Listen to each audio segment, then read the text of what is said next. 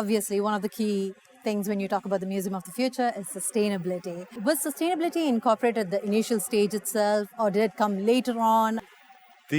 From the very first instance, also during the competition, I proposed that it needs to be a minimum LEED Platinum building, because that ultimately, is a basis of future design, and we should be doing that.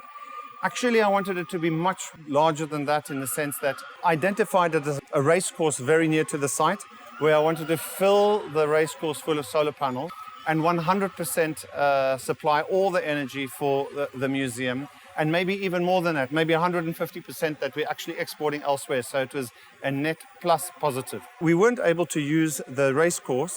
However, we have covered the car park roofs of not only Emirates Towers, but also Dubai World Trade Center. And those solar panels are directly cabled straight into the transformer rooms of the Museum of the Future.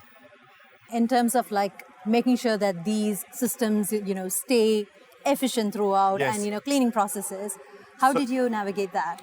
So that's just to do with the generation of energy or renewables. However, all of the other elements, be it passive sustainability, the heat island effect of actually making this green hill and covering 20,000 square meters, what we've done with the transportation, what we've done, there's solar chargers, there's hyper-efficient fans, motors, pumps in this building. Every single one is monitored. There are sensors, thousands of sensors throughout the building that is measuring the occupancy of people, where they are, what they're doing, and then it's adding more air here and there, and the lighting. So it's constantly adjusting in a building management system that is like a symphony of all of the functionality of the building. So this is constantly being monitored to reduce its overall energy consumption, where at the same time then we are gaining renewable energy. So it was obviously, like you mentioned, from the initial point itself to get LEED certified. Yes, the initial point, LEED Platinum certified, and also WELL certified, which is to do with the air quality, the light quality, how people feel in the space. You did mention prior to the interview that the air quality inside is, and I quote, it's one of the purest air people can breathe inside. So when we were designing the building with Bureau Happel, at that time, WELL certification was coming through. And what we wanted to do was to create some of the most advanced filtering systems for the air for the Museum of the Future. Not only the filtering from outside air for the fresh intake, but also the recirculation of filtering systems. Perhaps if you spent a lot of time in the museum, you would start feeling maybe younger, and you would start feeling better because of the air quality inside of the museum. That's amazing. And I know there's a healing room, which perfectly fits the theme. And, exactly. It's a moment of serenity among all the technology. Talking about technology, there is quite a bit of technology used during the construction of the design. How did you go about it? Did you know what kind of softwares you would use, what kind of building processes, or was it organic and it came with the process? Right from the beginning, obviously, this building was a parametrically optimized, scripted building in coming up with the initial form, as well as through the design process, through concept design.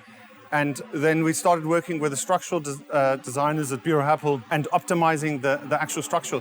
That was also fully scripted, because the building is so complicated that it would take years for somebody to do that amount of calculations. So they created almost like an AI, a growth algorithm, which started to make all the elements which held this building together.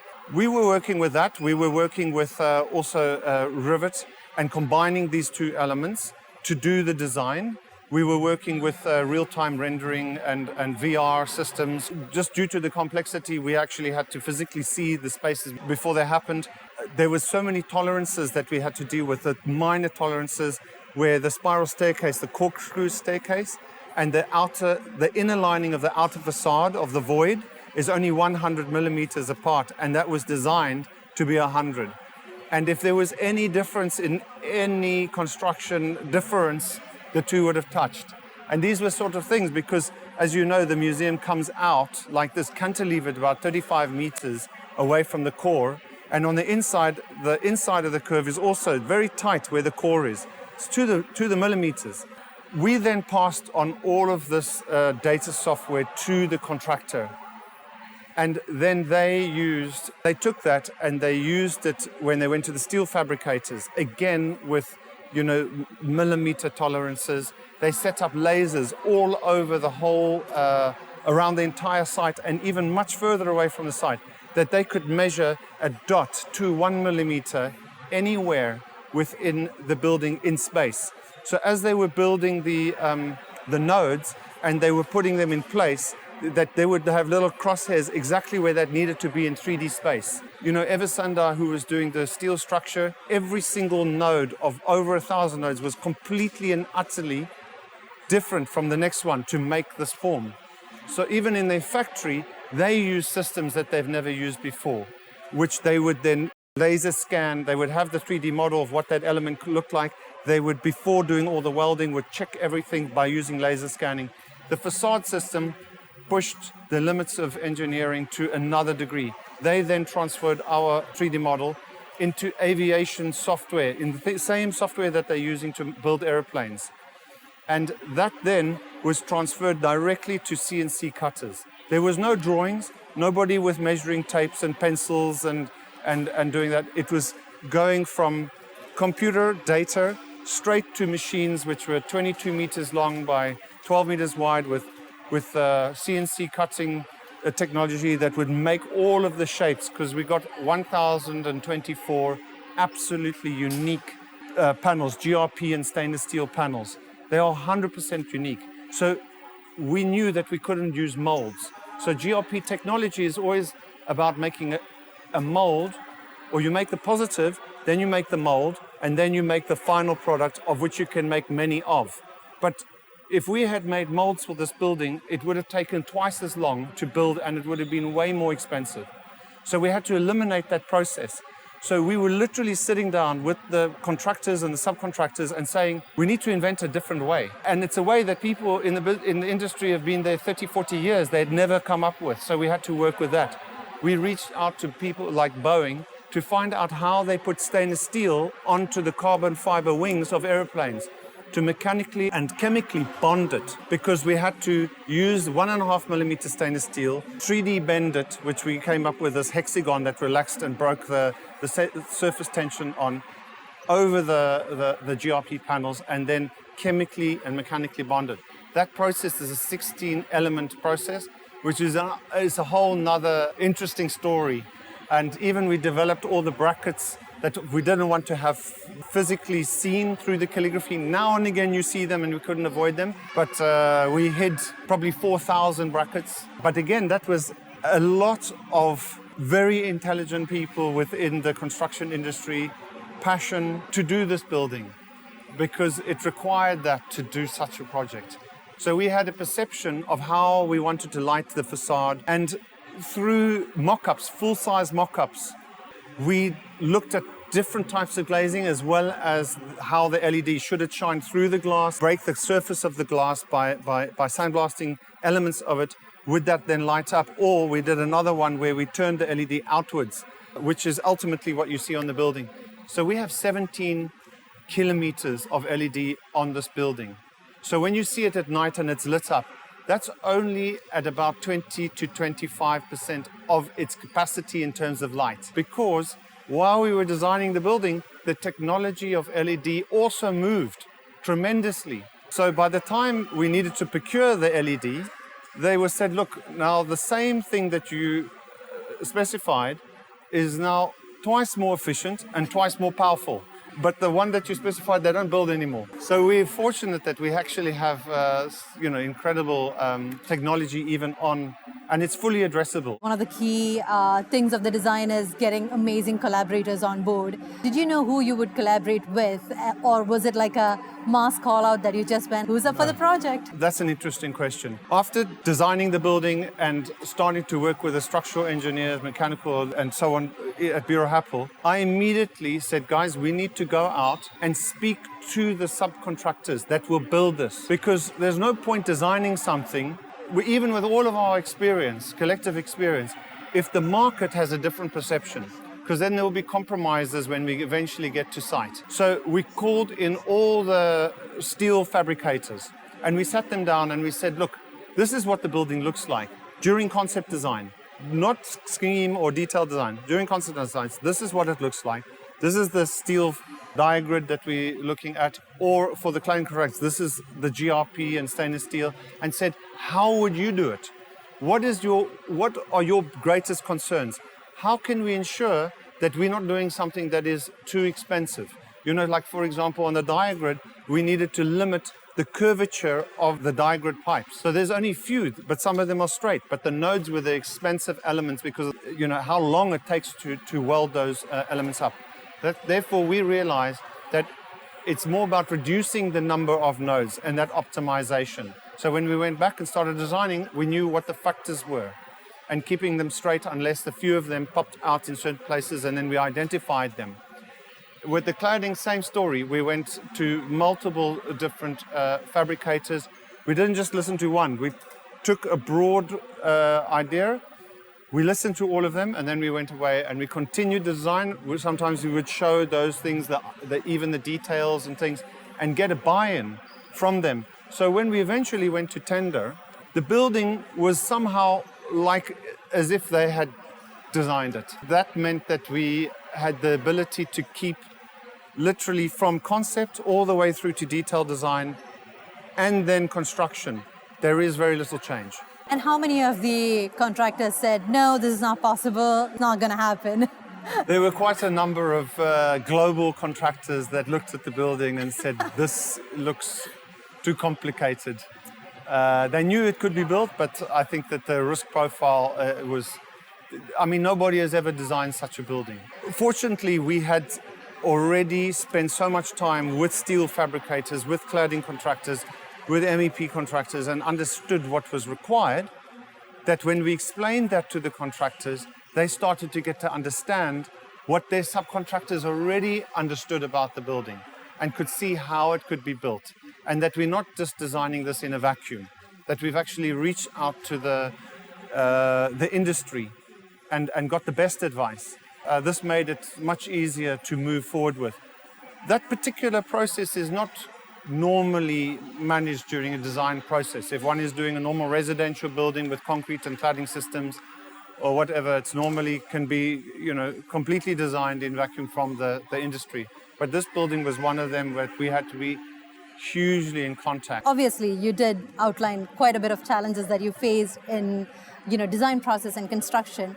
At any point, was there something that really told you, maybe we need to change a bit of the initial design? Maybe the concept design needs a bit of a change? No. No such challenges? No. There was one point that when we had the initial shape of the design, and within the first 2 weeks, when we were optimizing it, we went for the search of any surface that was slightly concaved or flat. So what we didn't want is to have any concentration of light. On the inside of the curve, there was this little bit of distortion where it slightly became convert, which we adjusted. Then we did a 365-day sun track and heat analysis. It ran for 2 weeks of analysis, doing all the heat load to make sure that there is going to be no heat island in any way on any time of the day. Because we got all this greenery also on the mound, we also wanted to ensure that there wasn't going to be any hot spots from reflections. This was a slight, very minor adaptation. Secondly, the stainless steel that is on the surface of the GRP. That was a project in itself. Which one? So we reached out to Rymix. One thing, we did want it to reflect the atmosphere and the environment, where the sunset, the sun rises, the clouds in the sky, and even elements of the buildings. However, we wanted to use polished stainless steel, but that could cause a strong glare. What we used is a stainless steel panel that has got very small bumps in it. They're about 5 or 6 millimeters, and each little bump reflects a pinhead of the sun. So if it didn't have that, it would have been one area which would have reflected the sun. However, with all these tiny bumps throughout the entire of the facade, we have millions and millions of tiny reflections, which ultimately makes the building glow. When the sun hits it or whatever, it just has a glowing effect. It doesn't have a glare effect. So that was part of the process. because we're next to 14 lanes of highway. We definitely didn't want any glare coming off the building, but we wanted the building to glow. There is a perception, stainless steel structure in middle of the desert. Does it capture a lot of heat in? How do you combat that? Stainless steel itself actually reflects quite a lot of heat as well. So and it's only 1.5 millimeters thick, and then it's on 16 to 20 millimeters of GRP. And then we have 400 millimeters of insulation behind it. And even the glazing elements is triple glazing. So the insulation alone through the facade system is probably one of the highest insulative facades, in Dubai. You spoke a bit about this prior to the interview. You are very passionate about sustainability. Yes. How does sustainability play a crucial role in Museum of the Future? I know we did outline quite a bit of things that make it sustainable, but what was the messaging behind that? First of all, the responsibility of a developer or an organization, an architect, an engineer, is to create better buildings moving towards the future, and ultimately zero energy buildings, zero water. That's the ultimate goal. There is expectation that any building that we do, whether it's a residential or commercial or a hotel or a public building, a museum, that we want to push the absolute limits in terms of sustainability. So from the onset of this project, that was our goal. We worked really hard with the engineers to ensure we absolutely maximize the recovery systems, the energy reduction systems, the passive control, the regeneration systems. And, I've had more than 20 years of experience of being passionate about sustainability. About 18 years ago, I designed the Bahrain World Trade Center, which was the first building ever in the world to integrate large-scale wind turbines. There's 3 30-meter diameter turbines between 2 wing-shaped buildings, which is generating about 25 to 30% of the energy for the building. It was a world first. Throughout that, trying to put solar panels on roofs of airport buildings and everything. It's this passion of mine. So, this is just an extension of all of the buildings and the technologies that, I've been involved with, and it just is a continuum.